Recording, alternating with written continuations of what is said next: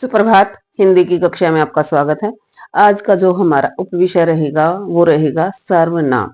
सर्वनाम क्या होता है? जो सर्वनाम है उसका अगर हम अर्थ देखें तो उसका अर्थ होता है सबका नाम। ठीक है, जो सबके नाम के लिए प्रयोग किया जाता है वो होता है सर्वनाम। इसकी जो परिभाषा है, जिन शब्दों का प्रयोग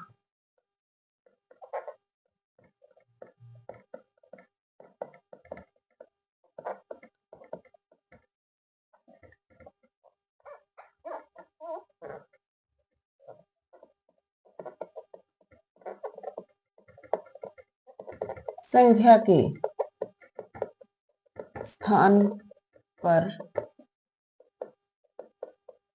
किया जाता है उन्हें सर्वनाम कहते हैं। अब देखो कैसे कहते हैं। मैंने लिखा कि जिन शब्दों का प्रयोग संज्ञा के स्थान पर करते हैं उन्हें हम सर्वनाम कहते हैं। एग्जाम्पल देखेंगे। मैंने लिखा यहाँ राधा अच्छी लड़की है। राधा क्या एक संज्ञा है। राधा सुबह जल्दी उठती है। राधा सबका आदर करती है। तो हम बार बार संज्ञा शब्द का प्रयोग कर रहे हैं राधा नाम का। अगर हम इस संज्ञा शब्द की जगह सर्वनाम शब्द का प्रयोग करेंगे, जैसे राधा के लिए वह एक वचन है तो वह क्या लिखे पढ़ेंगे फिर हम, राधा अच्छी लड़की है, वह सुबह जल्दी उठती है, वह सबका आदर करती है। तो ये जो शब्द हैं जिनका प्रयोग हम संज्ञा के स्थान पर करते हैं उन्हें हम सर्वनाम कहते हैं। तो जिन शब्दों का प्रयोग संज्ञा के स्थान पर किया जाता है उन्हें सर्वनाम कहते हैं। ठीक है, तो सर्वनाम के 6 भेद हैं। जो सर्वनाम है उसके जो भेद हैं वो 6 भेद हैं। सबसे पहले है पुरुषवाचक। पुरुषवाचक सर्वनाम। अब पुरुषवाचक सर्वनाम कौन से सर्वनाम होते हैं? पुरुषवाचक सर्वनाम वो सर्वनाम होते हैं जो बोलने वाले, सुनने वाले या किसी अन्य के लिए प्रयोग किए जाते हैं। जैसे इसके आगे 3 भेद कर देंगे। एक तो बोलने वाला, जैसे मैं, हम। सुनने वाला, तू, तुम। किसी के बारे में बात करते हैं, वे, उन्होंने, उन्हें। ठीक है, तो ये शब्द, जैसे मैं बोलने वाला हूं, मैं वक्ता हूं, तो मैं हूं उत्तम पुरुष। तो पहला उत्तम पुरुष। दूसरा है मध्यम पुरुष। मध्यम होता है सुनने वाला। और तीसरा होता है अन्य। तो पुरुषवाचक सर्वनाम वो सर्वनाम होते हैं जिन सर्वनाम शब्दों का प्रयोग बोलने वाले, सुनने वाले और किसी अन्य के बारे में किया जाता है। इसका नंबर 2 भेद है निश्चयवाचक सर्वनाम।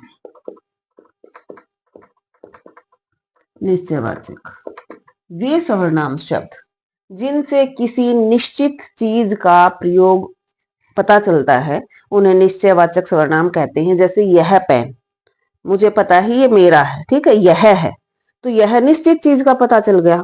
ठीक है, यह बोर्ड, वह कमरा, यह स्कूल मेरा है, वह कमरा आपका है, ये पंखे हमारे हैं। तो जिससे किसी निश्चित चीज का पता चले वो निश्चयवाचक सर्वनाम होते हैं। जैसे यह, वह, ये, वे। ठीक है, इसका अगला हो जाएगा अनिश्चयवाचक सर्वनाम।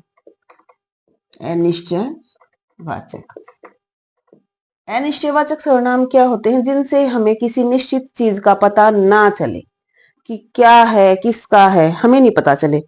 तो जैसे कोई, कई बार है ना, कोई हमारे घर आता है तो हमें पता नहीं होता कि वो है कौन है, हम उन्हें नहीं जानते। तो हम अपने घर में बातचीत करते हुए यही कहते हैं कि कोई हमारे घर आया था, वो आपको पूछ रहा था। ठीक है, और किसी चीज का पता हमें होता ही नहीं।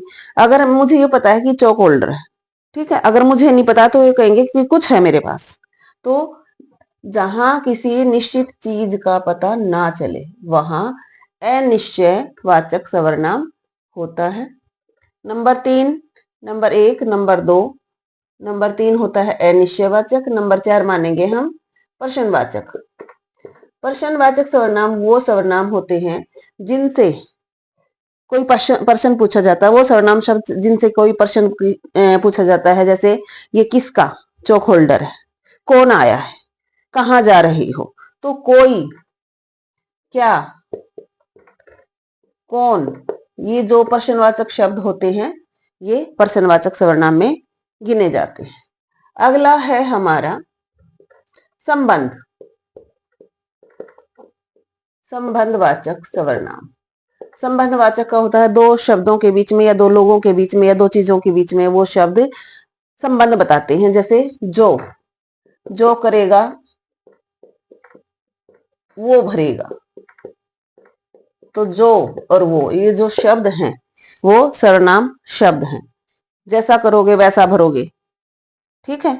तो ये जो शब्द होते हैं वो संबंध बताते हैं किन्हीं दो चीजों का, किन्हीं दो व्यक्तियों का।